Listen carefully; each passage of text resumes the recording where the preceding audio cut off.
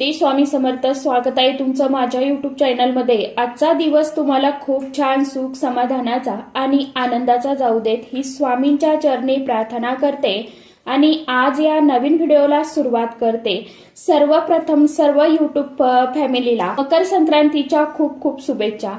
तर बघा मित्रमैत्रिणींनो, उद्या 14 जानेवारीला मकर संक्रांती ही जी आहे तर ती आलेली आहे आणि याच दिवशी षटतिला एकादशीचं व्रत देखील आहे. एकादशी तिथी आलेली आहे. या सर्व व्रतामध्ये सर्वश्रेष्ठ व्रत म्हणजे एकादशीचं व्रत. एकादशीचं व्रत भगवान श्रीहरी विष्णू देवांना समर्पित असतं आणि या दिवशी खास करून भगवान श्रीहरी विष्णू देवांची पूजा सेवा केली जाते. त्याचबरोबर एकादशी तिथी ही भगवान श्रीहरी विष्णू देवांना समर्पित आहे.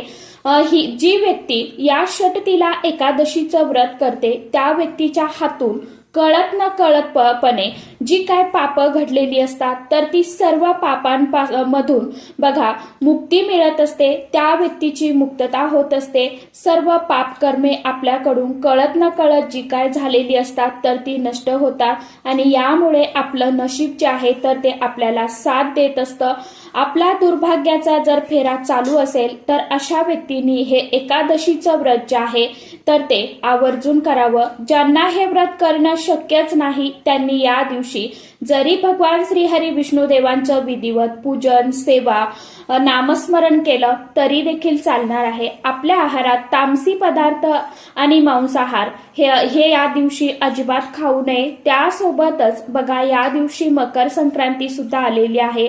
दोन्ही योग एकत्र जुळून आलेले आहेत आणि या दोन्ही योगांमध्ये खूप धार्मिक महत्व आहे. बघा मकर संक्रांती आणि षटतिला एकादशी याला तीळ जे असतात तर त्या तिळाला खूप विशेष अनन्यसाधारण असं महत्व दिलं जातं. एकादशी षटतिला एकादशी या शब्दातच तीळ हा शब्द जो आहे तर तो आहे आणि म्हणून या एकादशीला पांढऱ्या तिळाला खूप महत्व दिलं जातं. बघा या दिवशी आंघोळीच्या पाण्यामध्ये थोडेसे तीळ टाकून या पाण्याने आपल्याला स्नान करायचं आहे. या दिवशी तिळाचं 6 प्रकारे दान जे आहे तर ते केलं जातं. याचं जे काय पुण्यफळ आहे तर ते आपल्याला कितीतरी अधिक पटीने मिळत असतं असं म्हटलं जातं. आता षटतिला एकादशी आहे त्यासोबतच मकर संक्रांती आहे तर आपल्याला मकर संक्रांतीची देखील पूजा करायची आहे, उपवास करायचा आहे. नेहमीप्रमाणेच आपण बघा एकादशीचं जे व्रत आहे तर ते सुद्धा करायचं आहे. याच्यामध्ये काहीही बदल आपल्याला करायचा नाहीये. ज्यांनी एकादशीचं व्रत प्रत्येक वेळेस करतात त्यांनी नेहमीप्रमाणे एकादशीचं व्रत करायचं आहे आणि जे मकर संक्रांतीच्या बघा सुवासिनी महिला ज्या आहेत तर त्या मकर संक्रांतीचं व्रत करत असतात तर मग त्यांनी त्यांचं मकर संक्रांतीचं व्रत जे आहे तर ते या दिवशी पूर्ण करायचं आहे. या दिवशी आपल्याला भगवान श्रीहरी विष्णू देवांचं विधिवत पूजन करायचं आहे. माता लक्ष्मीचं पूजन करायचं आहे. भगवान विष्णू देवांची मूर्ती तुमच्याकडे असेल तर पंचामृताने अभिषेक करायचा आहे. त्यानंतर स्वच्छ पाण्याने भगवान विष्णू देवांना स्नान घालून मूर्ती स्वच्छ पुसून कोरडी करून घ्यायची आहे. सुगंधी अत्तर असेल तर अत्तर लावायचं आहे. पिवळी फुलं अर्पण करायची आहे. चंदन अष्टगंध असेल तर तो भगवान विष्णू देवांना लावायचा आहे. त्यासोबतच एक शुद्ध गाईच्या तुपाचा दिवा जो आहे तर तो आवर्जून आपल्याला देवघरामध्ये लावायचा आहे. अशी आपल्याला पंचोपचार पूजा करून झाल्यानंतर गुळ आणि तिळाचा नैवेद्य अर्पण करायचा आहे. त्यासोबतच बघा तुळशीची पानं मंजिरी जी आहेत तर ते सुद्धा या दिवशी आपल्याला भगवान श्रीहरी विष्णू देवांना अर्पण करायचे आहे. कारण भगवान विष्णू देवांना तुळस जी आहे तर ती अतिशय अत्यंत खूप प्रिय आहे. म्हणूनच तुळशीला हरिप्रिया या नावाने सुद्धा ओळखलं जातं. बघा या दिवशी आपल्याला ओम नमो भगवते वासुदेवाय नमः किमान 108 वेळा 21 वेळा किंवा 11 वेळा जप करायचा आहे. तर आता आपल्याला या दिवशी तुळशीच्या पानांचा उपाय करायचा आहे. खास करून हा उपाय करण्यासाठी बघा आपल्याला एकादशीच्या दिवशी लवकर उठायचं आहे आणि तुळशीच्या पानांचा उपाय कशा पद्धतीने करायचा आहे, कोणत्या वेळेमध्ये करायचा आहे याविषयीची संपूर्ण माहिती आजच्या या नवीन व्हिडिओमध्ये मी तुमच्या बरोबर शेअर करणार आहे. त्यामुळे तुम्ही हा व्हिडिओ स्किप न करता शेवटपर्यंत नक्की बघा. चॅनलवरती तुम्ही जर हा व्हिडिओ पहिल्यांदा बघत असाल तर चॅनलला आवर्जून सबस्क्राईब करा आणि असेच नवनवीन माहितीपूर्ण व्हिडिओ बघण्यासाठी समोरील बेल आयकॉनलाही प्रेस करा। त्यामुळे काय होईल, जेव्हा कधी मी नवीन व्हिडिओ अपलोड करेल तर सर्वात अगोदर त्याचं नोटिफिकेशन तुम्हाला मिळेल आणि तुम्ही एकही व्हिडिओ मिस करणार नाही। तर बघा मित्रमैत्रिणींनो, आपल्याला उद्याच्या दिवशी सकाळी आपल्याला लवकर उठायचं आहे। आंघोळीच्या पाण्यामध्ये चिमूटभर हळद आणि पांढरे तीळ जे आहेत तर ते टाकायचे आहे आणि त्या पाण्याने स्वच्छ स्नान करायचं आहे।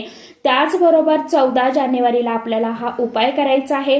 त्यासाठी आपल्याला 108 तुळशीची पानं जी आहेत तर ती घ्यायची आहे। कृपा करून उद्याच्या दिवशी आपल्याला तुळस तोडायची नसते। ज्यांनी आता हा व्हिडिओ उद्या लेट बघितला तर त्यांनी काय करायचं आहे, तुम्हाला जी तुळशी भोवती खाली पडलेली गळून पडलेली पानं असतात तर ती तुम्ही स्वच्छ धुवून घ्या आणि ती तुम्ही यूज करू शकता।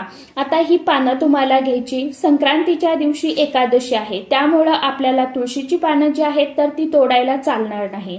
त्यामुळे तुम्ही एक दिवस अगोदरच तुळशीची पानं जी आहेत, मंजिरी जी आहे तर ती आपल्याला तोडून ठेवायची आहे। तुळशीच्या कुंडीमध्ये बघा 1-2 पानं जरी आपल्याला सापडली तरी सुद्धा चालणार आहे। ती पानं तुम्हाला घ्यायची आहे आणि स्वच्छ पाण्याने धुवून काढायची, कोरडी करायची, किंवा मग तुम्हाला तोडणं शक्य झालं आज संध्याकाळपर्यंत तर तुम्ही ती 108 पानं घ्या। भगवान श्रीहरी विष्णुदेवांची जी पण मूर्ती आहे तुमच्याकडे किंवा फोटो आहे तर आपण एक पान अर्पण केलेलं आहे। त्यासोबतच बघा आपण ओम नमो भगवते वासुदेवाय नमः या मंत्राचा आपल्याला जप करायचा आहे। ती पानं अर्पण करत असताना या दिवशी आपण आता होईल तेवढा आपल्याला जप करायचा आहे। बघा तुळशीची पानं ही स्वच्छ असावी, ती कुठेही फाटलेली तुटलेली नसावी, किडलेली नसावी, अस्वच्छ असू नये। एकादशीच्या दिवशी तुळशीची पानं ही जी आहेत तर ती तोडू नये असं सांगितलं जातं।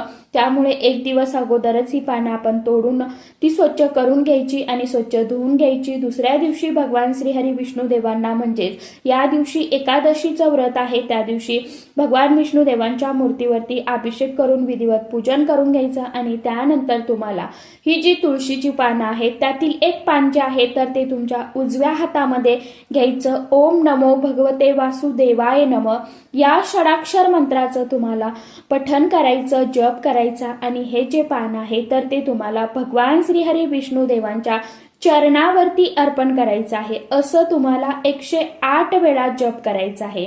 आता प्रत्येक वेळेस तुम्हाला ओम नमो भगवते वासुदेवाय नमः या मंत्राचा जप आवर्जून करायचा आहे। दोन्ही हात जोडून नमस्कार करायचा आहे। आता समजा ज्यांना 108 ज्यांनी व्हिडिओ लेट बघितला आणि त्यांना व्हिडिओ पानं जर तुळशीची नाही मिळाली समजा तर मग तुम्ही एक पान जे आहे तर तेच तुम्ही परत धुवून परत यूज करू शकता, असं काही नाहीये। फक्त तुम्हाला जप जो आहे तर तो 108 वेळा उद्याच्या दिवशी करायचा आहे।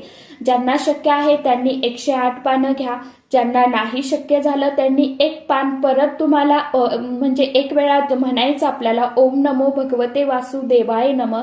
ते पान भगवान श्रीहरी विष्णुदेवांच्या चरणावरती अर्पण करायचं, नमस्कार करायचा, परत तेच पान उचलून घ्यायचं आणि परत तेच तुम्हाला मंत्र पठण करून परत तुम्हाला अर्पण करायचं आहे पान।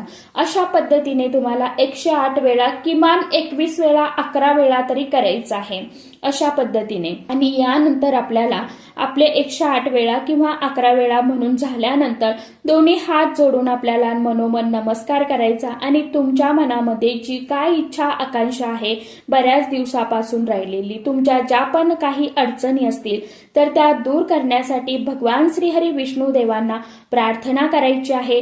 त्यानंतर तुम्हाला उद्या आवर्जून एक वेळा व्यंकटेश स्तोत्रम किंवा विष्णू सहस्रनाम पठण करायचं आहे।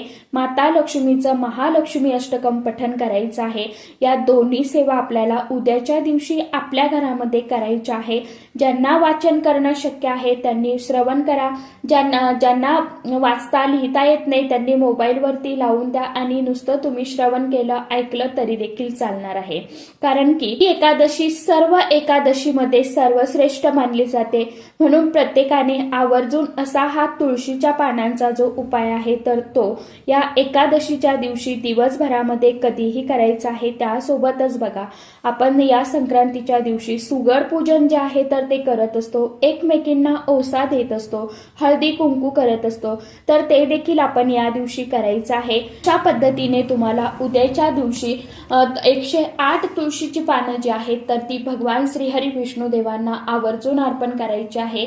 तर आजच्या व्हिडिओमध्ये इतकीच माहिती होती। कशी वाटली नक्की सांगा। व्हिडिओ आवडला तर चॅनलला आवर्जून लाईक, शेअर, सबस्क्राईब जरूर करा। परत भेटूया नवीन माहितीसोबत, नवीन व्हिडिओसोबत। तोपर्यंत सर्व माझ्या यूट्यूब परिवाराला श्री स्वामी समर्थ।